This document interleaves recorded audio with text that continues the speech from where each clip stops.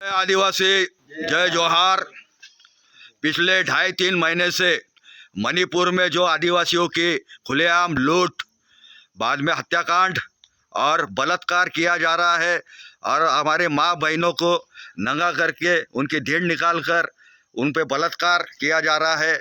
इस अमानुष कृत्य के लिए जो इसमें शहीद हुए हैं उन सभी आदिवासियों को आज भिंगारा तालुका जलगांव जामोद जिला बुल्डाना में आज कैंडल मार्च निकालकर भिंगारा वासियों ने आदरांजलि दी है।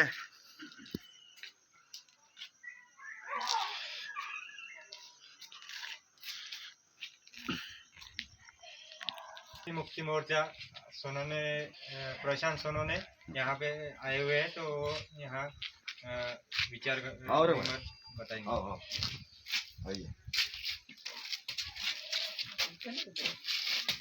पिछले 2.5 से 3 महीने से लेकर मणिपुर में जो कुकी आदिवासी है, वहाँ पे मणिपुर में कुकी आदिवासी है, बाद में नागाज रहते हैं, योम्बी रहते हैं, उसी तरह से मैतेई, ये वैष्णव धर्म को मानने वाले लोग भी वहाँ रहते हैं। लेकिन पिछले दिनों में हमने देखा, आपने भी देखा होगा, व्हाट्सएप मीडिया पे हो या फिर गोदी मीडिया हो, लेकिन सभी चैनल ने अभी बताना चालू किया है, तो आपने देखा होगा कि वहाँ का जो हाईकोर्ट था, वो हाईकोर्ट ने बगैर मांगे उनको आदिवासी का दर्जा देने की घोषणा की थी।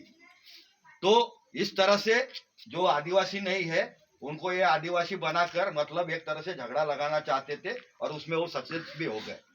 और ये सीधी सीधी बिल्कुल ये जो मनु वाली व्यवस्था है, आरएसएस है, इसकी ये षड्यंत्र था।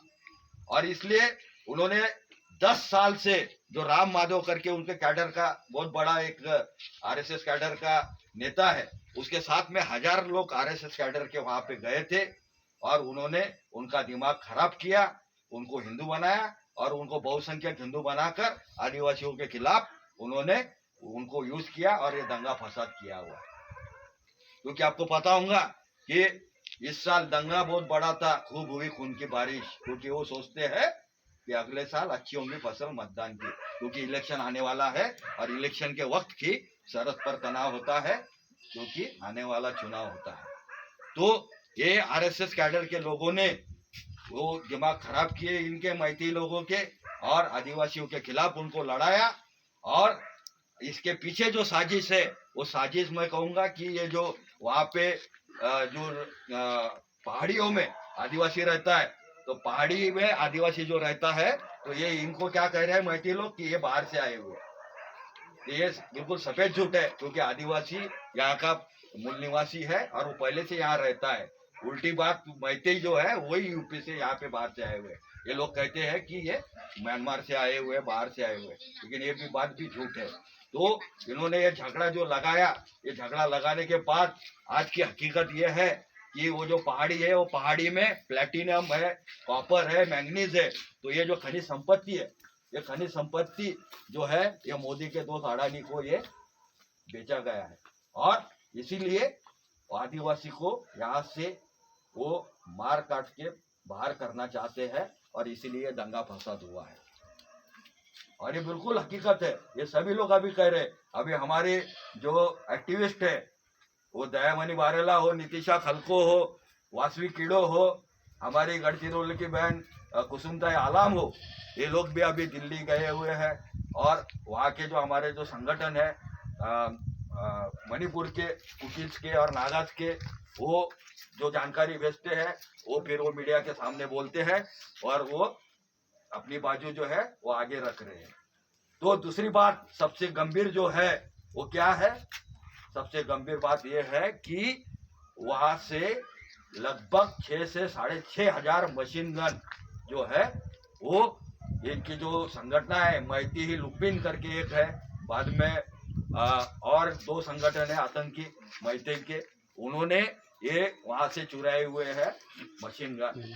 और बाद में उसमें लगभग 6.5 से 7 लाख जो है गोलियां भी उन्होंने चुराई है और हैंड ग्रेनेड है कुछ। तो ये सब का उपयोग जो है वो आदिवासियों का कत्लेआम करने में हो रहा है और ये थम नहीं रहा है। और हमारा जो मुख्य हमारा जो प्रधानमंत्री जी है वो एक अकेला सब पे भारी आपने पीछे देखा होगा कहते हैं खुद को, लेकिन 2.5-3 महीने से वो मणिपुर आज तक नहीं गए। कल परसों पुणे जाके आए, पिछले दिनों में वो फ्रांस जाके आए, पूरी दुनिया का सैर सपाटा वो कर रहे हैं।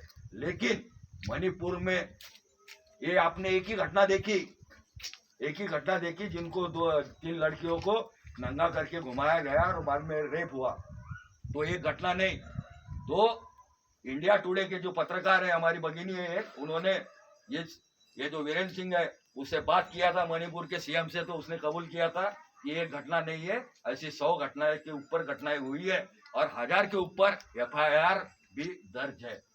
लगभग 1 लाख लोग जो आदिवासी है हमारे कुकीज वो विस्थापित है, और जो कैंप होता है ना रेस्क्यू कैंप, वो कैंप में 40 से 50 हजार लोग वहां पे जमा है।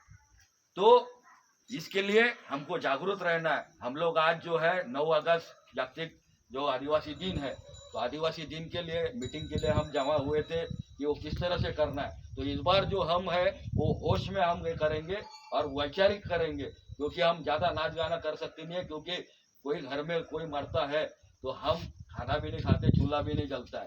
तो 9 अगस्त जो है अभी आने वाली है, इसलिए हम ज्यादा जोश नहीं तो हम होश में काम लेंगे और हम वैचारिक दृष्टि से ये काम करेंगे और जन जागरण करेंगे कि दुनिया में क्या चल रहा है और आदिवासी के साथ ये क्यों ये हो रहा है। हत्याकांड केवल आदिवासी के साथ ही क्यों होता है? क्योंकि आदिवासी जहाँ आदिवासी होता है वहीं पे जो है वहाँ पे बांध बनाए जाते हैं। जहाँ आदिवासी है वहीं पे कोयला है, हीरा है, तो सब जो खनिज संपत्ति वो आदिवासी क्षेत्र में होने से ये लोग पूरी तरह से हमको बर्बाद करने पर तुले हुए हैं। ये केवल इनकी हिम्मत इतनी बढ़ गई है अभी अदानी की कि अदानी अभी भारत ही नहीं केवल तो इंडोनेशिया, बाद में ऑस्ट्रेलिया, न्यूजीलैंड और अफ्रीका के जंगल तक वो पहुंच चुका है। उसकी हवस जो है वो नहीं मान रही है। वैसे देखा जाए तो वो जो हीरा होता है वो बहुत ही बेहद गैर जरूरी चीज है, अयाची की चीज है, लेकिन जंगल हमको भूखा नहीं रखता है। और जहां हम यहाँ के मूल निवासी है, इसीलिए हमारा क्या नारा है? जय जोहार का नारा है, भारत देश हमारा है। जय जोहार का नारा है, भारत देश हमारा है। और इस भारत देश को बचाने की जो कीमतें है वो हमने ही दी हुई है, क्योंकि 1857 का ये जो बताते हैं कि पहला स्वतंत्र संग्राम 1857 में हुआ था, एकदम गलत। 1855 में संताल हुल जो हुआ था, इसमें हुल उसमें जो है सिद्धू, कानू, चांद, भैरव, उनकी जो भगिनी थी फूलो झानो, तो वो 30 जून को उनका जो है 30,000 से लगभग 25 से 30,000 आदिवासियों का कत्लेआम हुआ था। उसमें 30,000 आदिवासी शहीद हुए थे, लेकिन ये इतिहास हमको पता ही नहीं जाता है। उसी तरह उदयपुर राजस्थान में मानगढ़ जो है, जो आदिवासियों का धाम भी है, तो वहां पे भी 1920 में लगभग 1500 से 1600 आदिवासियों का कत्लेआम होता है।